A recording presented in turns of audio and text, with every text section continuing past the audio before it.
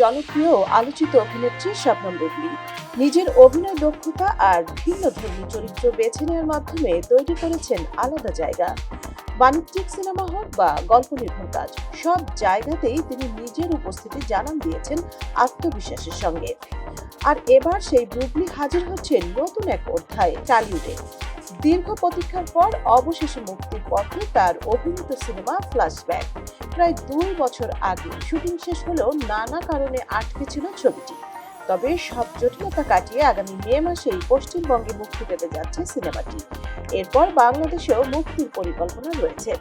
বাংলাদেশের নির্মাতা রাশিদ রাহা পরিচালিত এই থ্রিলারধর্মী সিনেমায় বুবলীর সঙ্গে অভিনয় করেছেন টলিউডের গুণী অভিনেতা কৌশিক গাঙ্গুলি এবং সৌরভ দাস। ফ্ল্যাশব্যাক এ বুবলী অভিনয় করেছেন শ্বেতা চরিত্রে, যিনি একজন চলচ্চিত্র নির্মাতা। অন্যদিকে কৌশিক গাঙ্গুলি অঞ্জনের সৌরভ দাস ডিকে চরিত্রে হাজির হয়েছেন। 3টি ভিন্ন জীবনের গল্প একসময় গিয়ে মিলে যায় পাহাড়ি এক জনপথে, আর সেখান থেকেই শুরু হয় রহস্যের নতুন বাঁক।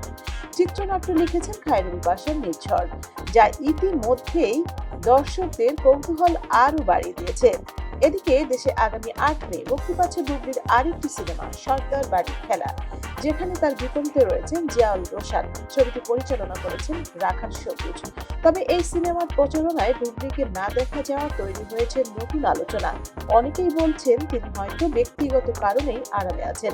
এমনকি গুঞ্জন উঠেছে দ্বিতীয়বারের মতো মা হতে চলেছেন এই অভিনেত্রী, যদিও এ বিষয়ে এখনো কোনো আনুষ্ঠানিক বক্তব্য দেননি বুবলী। সব মিলিয়ে ফ্ল্যাশব্যাক শুধু একটি সিনেমা নয়, এটি বুবলীর ক্যারিয়ারের নতুন এক মোড়। সঞ্জিতা চৌধুরী, সারা বাংলা।